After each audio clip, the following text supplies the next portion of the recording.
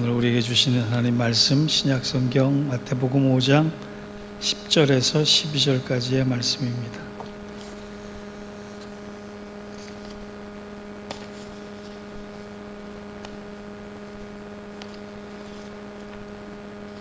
우리 세 구절이니까 한 목소리 돼서 같이 읽겠습니다. 시작. 의를 위하여 박해를 받은 자는 복이 있나니 천국이 그들의 것임이라. 나로 말미암아 너희를 욕하고 박해하고 거짓으로 너희를 거슬려 모든 악한 말을 할 때에는 너희에게 복이 있나니 기뻐하고 즐거워하라. 하늘에서 너희의 상이 큼이라. 너희 전에 있었던 선지자들도 이같이 박해하였느니라. 아멘. 오늘 본문은 팔복의 결론이라고 할 수 있는 마지막 8번째 복입니다. 그런데 주님께서 이왕 팔복의 결론을 맺어주시려면 처음부터 끝까지 수고했으니까 이제 마지막으로 내가 너희에게 축복한다. 이 땅의 복, 하늘의 복 마음껏 가져가라. 온통 쏟아부어 주시겠다. 이렇게 말씀해 주시면 얼마나 좋았겠습니까? 근데 그렇지 않고 동의는 되지만 우리가 받아들이는 말씀으로 팔복의 마지막을 마무리하십니다. 10절을 같이 한번 읽어볼까요? 시작. 의를 위하여 박해를 받은 자는 복이 있나니 천국이 그들의 것임이라. 여러분, 축복도 모자랄 판에 지금 복에 복이 넘쳐서 나에게 좋은 것만 있어도 모자랄 판에 박해라고 말씀하시는 것이 얼마나 섭섭한지 모릅니다. 그래서 오늘 말씀은 왠지 복음을 못 들은 선교지나 복음이 없는 북녘 땅이나 중국 오지의 소수민족들에게 주신 말씀이다라고 이해하면 그냥 좋을 것 같습니다. 근데 그렇듯이 아니잖아요. 사실 우리가 살펴본 팔복은 세상적인 눈으로 보면 이게 진정한 복인가라고 하는 의구심이 들 정도입니다. 세상에서는 가난하고 애통하고 온유하고 의에 목마르고 긍휼히 여기고 마음이 깨끗하고 자존심을 죽이며 화평하게 하는 사람에 대해서 누가 복이 있다 그러겠어요? 세상의 복과는 거꾸로 가는 복인데 그것을 누가 복이 있다 얘기하겠습니까? 오히려 바보 같다라고 얘기할 수 있는 부분입니다. 그런 것을 위해 산다라고 하는 것은 행복한 사람이라고 얘기할 수 없을 거예요. 그럼에도 불구하고 주님께서는 팔복의 마지막을 유독 강조하시면서 그것이야말로 아주 중요하다라고 말씀을 하세요. 그게 바로 의를 위해 박해를 받은 자는 복이 있다라고 하는 말씀이에요. 그 증거가 다른 구절은 다 한 절로 되어 있습니다. 한마디 말씀을 하신 거예요. 그런데 결론에 대해서는 굳이 같은 말씀을 한 절로만 말씀하시지 않고 3절에 걸쳐서 말씀하시는 거예요. 10절을 말씀하시고 11절과 12절은 부연 설명으로 보충 설명으로 더해서 말씀하시는 거예요. 그만큼 중요하다라고 강조하는 겁니다. 그렇다면 주님께서 이토록 결론으로 강조하시는 의를 위해 박해를 받은 자는 복이 있다는 말씀이 무슨 뜻이겠느냐라고. 지금 시대의 박해라고 하는 것은 쉽게 존재하지 않습니다. 예수 믿어서 죽거나 순교하는 일이 쉽게 일어나는 일은 아니에요. 그렇다면 지금 나에게 적용할 박해라는 어떤 것이냐라고 하는 거예요. 그 첫 번째 의미가 내가 그리스도인으로 세상과 다른 기준과 원칙을 가지고 살아가기 때문에 받을 수밖에 없는 손해와 불이익과 아픔과 억울함이 박해다라고. 여러분, 우리가 미국 살면서 누가 예수 믿는다고 우리를 순교시키겠어요?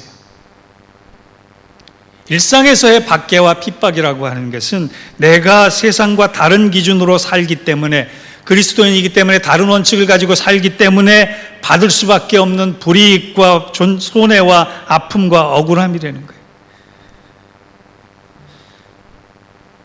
우리가 읽었던 10절의 말씀은 분명히 이렇게 되어 있습니다. 의를 위하여 박해를 받은 자는 복이 있나니 천국이 그들의 것임이라. 여기서 의를 위하여 박해를 받는다라고 하는 걸 조금 쉽게 풀어서 얘기하면 내가 예수를 위해 내가 예수 때문에 손해보고 억울한 일을 당하는 사람으로서 살아가면 복이 있나니 이렇게 해석이 될 수 있다. 우리 그냥 대강 신앙생활하는 사람에게 이 말씀은 굉장히 부담스러운 말씀입니다. 나 자신을 위해 살아가고 가정을 위해서 살아가고 비즈니스를 위해 살아가는 것도 벅찬데 무겁고 힘든데 거기에 예수까지 더해져서 예수를 위해 살아라라고 하는 거예요. 거기까지는 좋단 말이에요. 그런데 예수를 위해 살아라, 예수 때문에 살아라. 그런데 거기서 머물지 않고 그것 때문에 손해보고 그것 때문에 억울한 일을 당하라. 그것이 복됨이다. 여러분, 얼마나 동의는 쉽지만 받아들이기 어려운 말입니까? 그런데 주님께서는 너희가 그리스도인으로 부름받았다면, 너희가 직분자로 부름받았다면, 너희가 사명자로 부름받았다면, 부름받아 나서 이 몸 어디든지 가오리다라고 고백했다면 세상과 다른 원칙과 기준을 가지고 살아야 한다. 그런데 많은 성도들이 의롭게는 살고 싶지만 억울하고 손해보는 것 때문에 의롭게 사는 것에 대해서 망설입니다. 지금은 좀 더 줄었지만 팬데믹 이전에 한국의 통계에 의하면 한국 사회의 개신교 숫자는 전체 국민 대비 18%예요. 오늘 제가 설교를 마무리하면서 다시 한번 살펴봤더니 13%더라고요. 팬데믹 기간에 많이 줄었어요. 18%나 13%나 그게 그거라고 생각할 수도 있겠지만 중요한 것은 그들이 전 국민의 18%에 해당되는 그들이 직장에 가서 내가 그리스도인이다라고 당당하게 밝힌 퍼센테이지는 3%밖에 안 된다.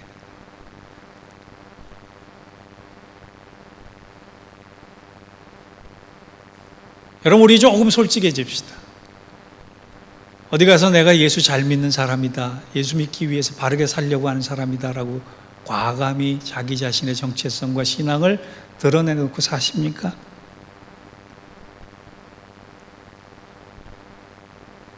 믿음을 드러내고 살면 불이익과 난처함을 당하기 때문에 그것을 주저할 때가 한두 번이 아니라는 거예요. 교회 다니면서 나쁜 짓 한다라고 하는 손가락질을 당할까 봐 두려워하고 숨기려 하는 사람들이 많다라고 해요.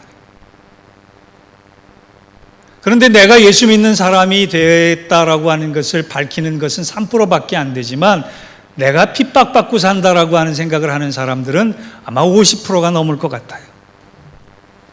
사람들과 갈등이 생기고 욕먹으면 무조건 나는 핍박받고 박해받는다 착각하는 사람들을 참 많이 봅니다.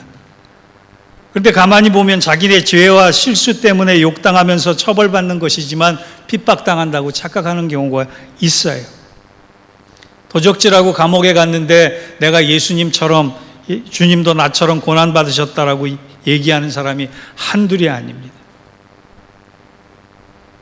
그런가 하면 자기 의나 나쁜 성격이나 습관 때문에 당하는 어려움은 핍박받는 것이 아니라고 하는 거예요.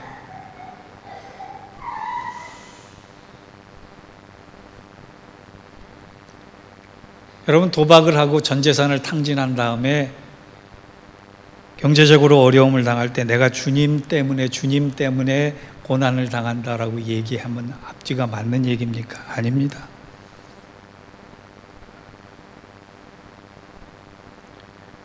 미국에서야 그런 일이 없지만 공공장소에서 지나친 행동과 말투로 전도하면서 사람들에게 모욕감을 주고 사람들과 다투는 것을 종종 볼 수 있습니다.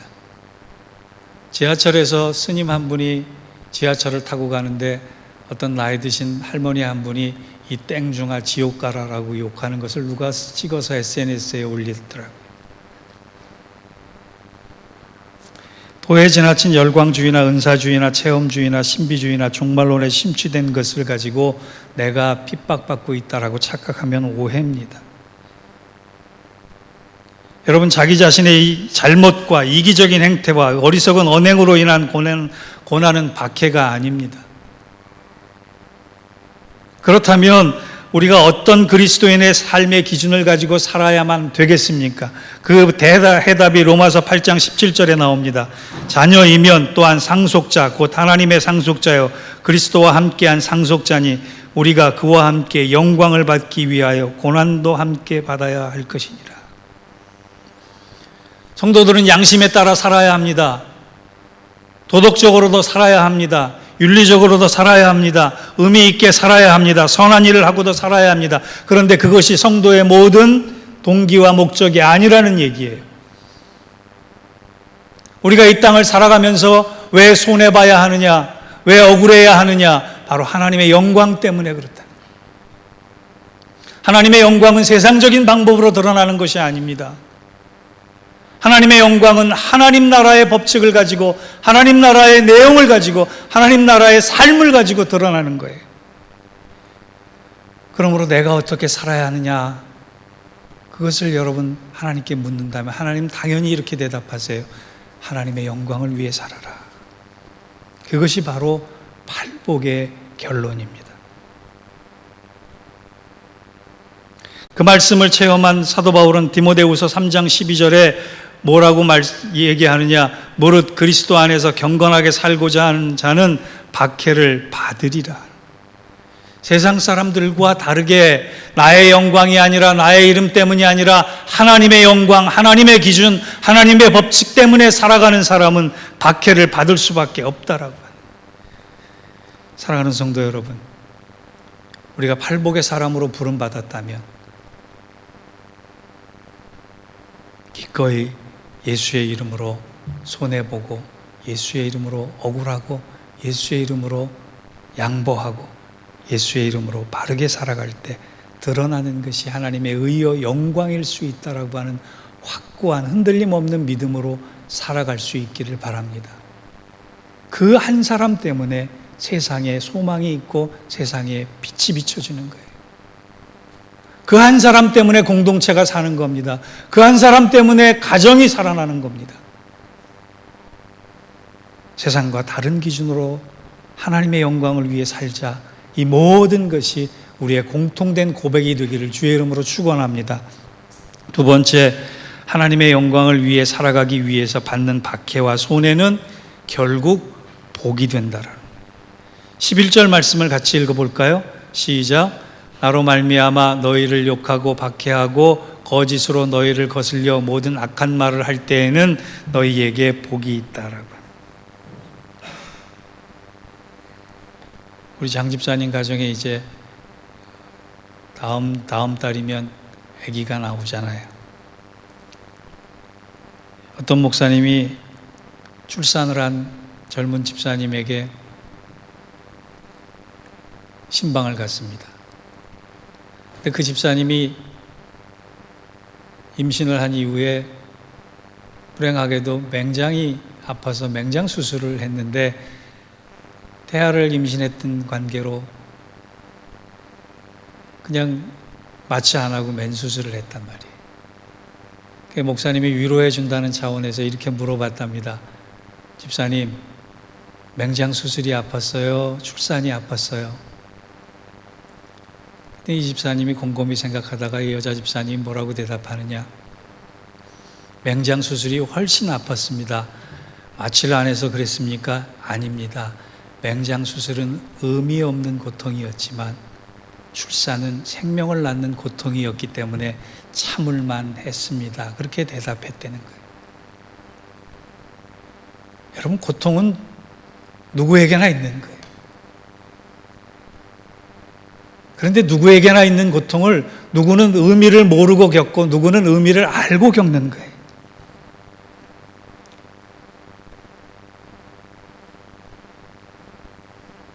요즘 성경을 묵상하며 깨닫는 몇 가지가 있습니다. 왜 우리에게 핍박이 올까? 왜 우리가 어려움을 당할까? 왜 우리가 고난을 받을까? 성경은 그것을 세 가지로 정리합니다. 첫째, 환난과 핍박은 참된 믿음의 성도와 가짜 성도를 구별한다라고. 두 번째, 환난과 핍박은 우리를 정결케 하고 거룩하게 만드는 성화의 과정에 필요한 연단의 도구다라고. 세 번째는 우리가 겸손해지고 낮아져서 결국은 하나님의 복을 경험하게 된다라고 하는 사실이에요. 11절을 다시 한번 보세요. 예수로 인하여 나로 말미암아가 아니라 나로 말미암아 예수로 말미암아 예수로 말미암는 박해를 받는다라고 하는 것은 결국은 너희에게 복이 된다라고 하는 거예요. 우리가 소수민족 선교를 하고 있지 않습니까? 저는 참 좋아하는 책 중에 하나가 작년 4월쯤에 나왔던 중국 교회로부터 듣는 권면이라고 하는 책이 있는데요. 얼마 전에 돌아가신 팀 켈러 목사님이 추천사를 썼던 책이에요. 2020년 초 팬데믹이 나오기 바로 전에 중국 가정교회 그리스도인 수천 명을 미국 교회 협의회에서 말레이시아 쿠알라룸푸르로 불러냈습니다. 어마어마한 모임이었고 어마어마한 규모의 집회였고 어마어마한 재정이 들어간 것이었어요. 그런데 그 집회 기간 중에 박해를 받는 것도 서러운 판에 팬데믹이 터진 거예요. 얼마나 안타까운 일입니까? 어렵게 목숨을 걸고 안전을 담보로 선교 집회에 왔는데 지금 고향에 돌아갈 중국 땅에 팬데믹이 터진 거예요. 코로나가 터진 거예요. 사람들이 죽어간다는 얘기를 했어요. 그래서 집행부에서 이들을 더 어떻게 안전한 곳에 머무르게 할 수 있을까라고 하는 대책 회의를 하고 있을 때 중국 가정 지하교회 지도자들이 모여서 그런 결정을 했다 그럽니다. 우리는 이 집회가 끝나자마자 어떠한 방법이든 동원해서 우리의 고향으로 돌아갈 것이다. 조금 더 머물러라라고 하는 권유를 마다하고 그들은 고향으로 돌아가기 시작했습니다. 그 모습을 팀 켈러 목사님이 본 거예요. 이유를 물었습니다. 왜 당신 안전하지 않은 고향으로 돌아가려고 하느냐? 가면은 죽을 수도 있는데. 이들이 대답했답니다. 이번 기회에 고향에 가서 우리가 사는 이 땅은 멸망할 수 있지만 하늘에 있는 도성은 결코 멸망하지 않는다라고 하는 사실을 알려줄 수 있기 때문에 그렇습니다.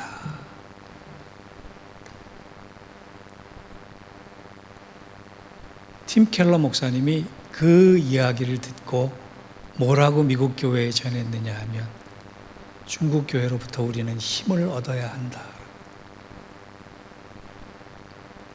사도행전을 읽다 보면 모든 초대교회 성도들이 박해를 받은 이유가 오직 예수님 때문이었어요.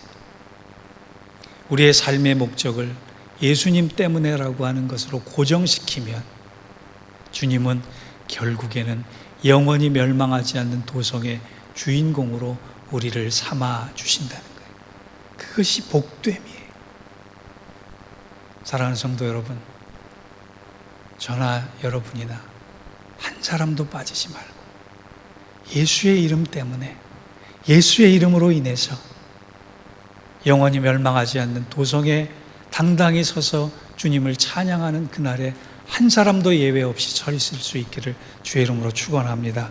마지막으로 예수의 이름 때문에 불이익이 많아지면 많아질수록 우리에게 주시는 천국 소망은 더욱더 간절해진다라고. 12절을 보겠습니다. 기뻐하고 즐거워하라. 하늘에서 너희의 상이 큼이라. 너희 전에 있던 선지자들도 이같이 박해하였느니라. 영원히 멸망하지 않는 천국에 서 있을 수 있다는 것만으로 너희는 기뻐하고 즐거워할 수 있어야 한다.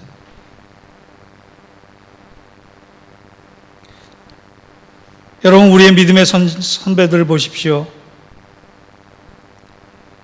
이 땅 한가운데서 박해를 받는 그 현장의 순간에 하나님의 임재를 경험하고 하나님과 동행하며 세상이 줄 수 없는 기쁨과 평강을 누리면서 살았던 것을 우리는 보고 듣고 알고 있습니다.